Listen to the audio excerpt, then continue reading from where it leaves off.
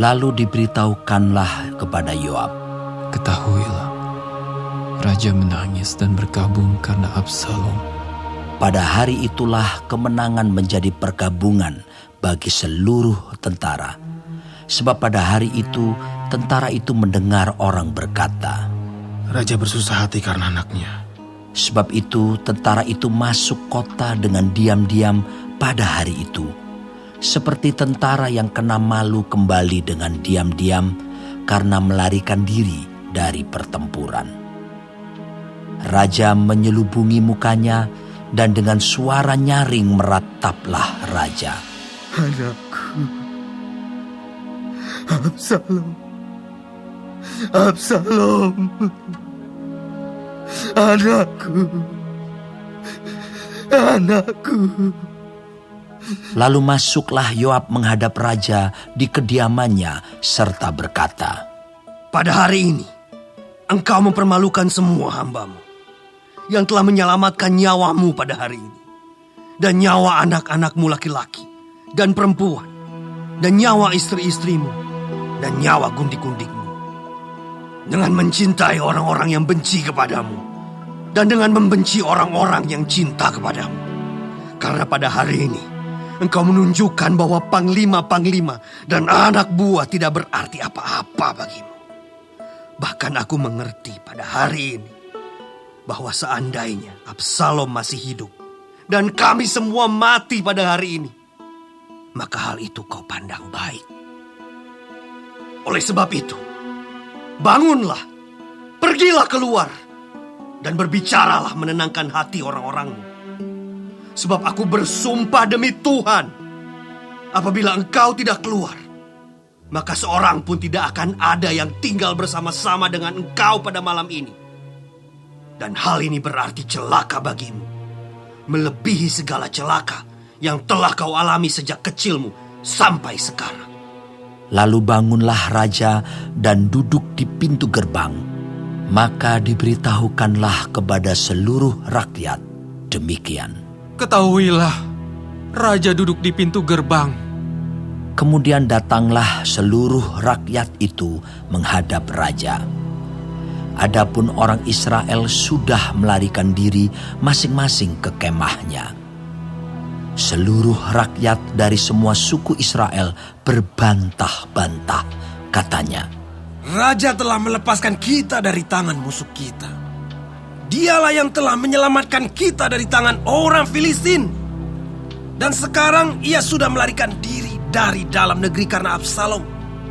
Tetapi Absalom yang telah kita urapi untuk memerintah kita sudah mati dalam pertempuran. Maka sekarang, mengapa kamu berdiam diri dengan tidak membawa raja kembali?" Raja Daud telah menyuruh orang kepada Zadok dan Abiatar, imam-imam itu, dengan pesan, "Berbicaralah kepada para tua-tua Yehuda demikian. Mengapa kamu menjadi yang terakhir untuk membawa raja kembali ke istananya? sebab perkataan seluruh Israel telah sampai kepada raja. Kamulah saudara-saudaraku, kamulah darah dagingku. Mengapa kamu menjadi yang terakhir untuk membawa raja kembali?" Dan kepada Amasa haruslah kamu katakan, "Bukankah engkau darah dagingku? Beginilah kiranya Allah menghukum aku, bahkan lebih lagi daripada itu, jika engkau tidak tetap menjadi panglimaku menggantikan Yoab." Demikianlah dibelokkannya hati semua orang Yehuda secara serentak, sehingga mereka menyuruh menyampaikan kepada raja pesan ini. "Kembalilah, tuanku, dan semua anak buahmu." Lalu berangkatlah raja pulang, dan sampailah ia ke tepi sungai Yordan. Sementara itu orang Yehuda telah sampai ke Gilgal untuk menyongsong raja dan untuk membawa raja menyeberang sungai Yordan. Juga Simei bin Gera, orang Benyamin yang dari Bahurim itu, cepat-cepat datang bersama-sama dengan orang-orang Yehuda untuk menyongsong Raja Daud. Juga ada 1.000 orang dari daerah Benyamin bersama-sama dengan dia. Dan Ziba, hamba keluarga Saul, dan ke-15 anaknya laki-laki dan ke-20 hambanya bersama-sama dengan dia datang tergesa-gesa ke sungai Yordan mendahului raja. Lalu menyeberang dari tempat penyeberangan untuk menyeberangkan keluarga raja dan untuk melakukan apa yang dipandangnya baik. Maka Simei bin Gera sujud di hadapan raja ketika raja hendak menyeberangi sungai Yordan dan berkata kepada raja, "Janganlah kiranya tuanku tetap memandang aku bersalah, dan janganlah kiranya tuanku mengingat kesalahan yang dilakukan hamba-Mu ini pada hari tuanku raja keluar dari Yerusalem. Janganlah kiranya raja memperhatikannya lagi. Sebab hamba-Mu ini tahu bahwa hamba telah berbuat dosa. Dan lihatlah, pada hari ini akulah yang pertama-tama datang dari seluruh keturunan Yusuf untuk menyongsong tuanku raja." Lalu berbicaralah Abisai, anak Zeruya, katanya, Bukankah Simei patut dihukum mati karena ia telah mengutuki orang yang diurapi Tuhan? tetapi Daud berkata, "Apakah urusanku dengan kamu, hai anak-anak Zeruya, sehingga kamu pada hari ini menjadi lawanku? Masakan pada hari ini seorang dihukum mati di Israel? Sebab bukankah aku tahu bahwa aku pada hari ini adalah raja atas Israel?" Kemudian berkatalah raja kepada Simei, "Engkau tidak akan mati." Lalu raja bersumpah kepadanya. Juga Mefiboset bin Saul menyongsong raja. Ia tidak membersihkan kakinya dan tidak memelihara janggutnya, dan pakaiannya tidak dicucinya sejak raja pergi sampai hari ia pulang dengan selamat. Ketika ia dari Yerusalem menyongsong raja, bertanyalah raja kepadanya, "Mengapa engkau tidak pergi bersama-sama dengan aku, Mefiboset?" Jawabnya, "Ya tuanku raja, aku ditipu hambaku. Sebab hambamu ini berkata kepadanya, 'Pelanailah keledai bagiku, supaya aku menungganginya dan pergi bersama-sama dengan raja.' Sebab hambamu ini timpang. Ia telah memfitnahkan hambamu ini kepada tuanku raja. Tetapi tuanku raja adalah seperti malaikat Allah. Sebab itu, perbuatlah apa yang tuanku pandang baik.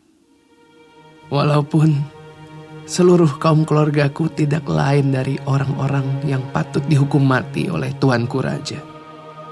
Tuanku telah mengangkat hambamu ini di antara orang-orang yang menerima rezeki dari istanamu. Apakah aku lagi? Dan untuk apa aku mengadakan tuntutan lagi kepada raja?" tetapi raja berkata kepadanya, "Apa gunanya engkau berkata-kata lagi tentang halmu? Aku telah memutuskan. Engkau dan Ziba harus berbagi ladang itu." Lalu berkatalah Mefiboset kepada raja, "Biarlah ia mengambil semuanya, sebab tuanku raja sudah pulang dengan selamat." Juga Barzilai orang Gilead itu telah datang dari Ragelim dan ikut bersama-sama raja ke sungai Yordan untuk mengantarkannya sampai di sana. Barzilai itu sudah sangat tua, 80 tahun umurnya. Ia menyediakan makanan bagi raja selama ia tinggal di Mahanaim, sebab ia seorang yang sangat kaya. Berkatalah raja kepada Barzilai, "Ikutlah aku. Aku akan memelihara engkau di tempatku di Yerusalem." Tetapi Barzilai menjawab raja, Berapa tahun lagi kah aku hidup, sehingga aku harus pergi bersama-sama dengan raja ke Yerusalem. Sekarang ini aku telah berumur 80 tahun. Masakan aku masih dapat membedakan antara yang baik dan yang tidak baik? Atau masih dapatkah hamba-Mu ini merasai apa yang hamba makan atau apa yang hamba minum? Atau masih dapatkah aku mendengarkan suara penyanyi laki-laki dan penyanyi perempuan? Apa gunanya hamba-Mu ini lagi menjadi beban bagi Tuanku Raja? Sepotong jalan saja hamba-Mu ini berjalan ke seberang Sungai Yordan bersama-sama dengan Raja. Mengapa Raja memberikan ganjaran yang sedemikian kepadaku?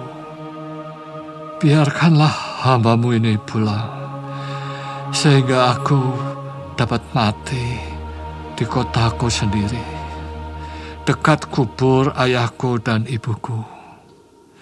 Tetapi inilah hamba-Mu Kimham. Ia boleh ikut dengan Tuanku Raja. Perbuatlah kepadanya apa yang Tuanku pandang baik. Lalu berbicaralah Raja. Baiklah, Kimham ikut dengan aku. Aku akan berbuat kepadanya apa yang kau pandang baik. Dan segala yang kau kehendaki daripadaku akan kulakukan untukmu. Kemudian seluruh rakyat menyeberangi Sungai Yordan. Juga Raja menyeberang setelah berpamitan dengan Barzilai dengan ciuman. Lalu orang ini pun pulanglah ke tempat kediamannya. Sesudah itu berjalanlah Raja terus ke Gilgal dan Kimham ikut dengan dia. Seluruh rakyat Yehuda bersama-sama setengah dari rakyat Israel telah mengantarkan Raja. Tetapi seluruh orang Israel datang menghadap Raja dan berkata kepada Raja, "Mengapa saudara-saudara kami, orang-orang Yehuda itu, menculik Raja dan membawa dia menyeberangi Sungai Yordan dengan keluarganya, dan semua orang Daud yang menyertai dia?" Lalu semua orang Yehuda menjawab orang-orang Israel itu, "Oleh karena Raja kerabat kami, mengapa kamu menjadi marah karena hal ini? Apakah kami makan apa-apa atas biaya Raja? Apakah kami mendapat keuntungan?" Tetapi orang-orang Israel itu menjawab orang-orang Yehuda, "Kami 10 kali lebih berhak atas Raja. Sebagai anak sulung, kami melebihi kamu. Mengapa kamu memandang kami rendah? Bukankah kami yang pertama-tama harus membawa Raja kami kembali?" Tetapi perkataan orang-orang Yehuda itu lebih pedas daripada perkataan orang-orang Israel.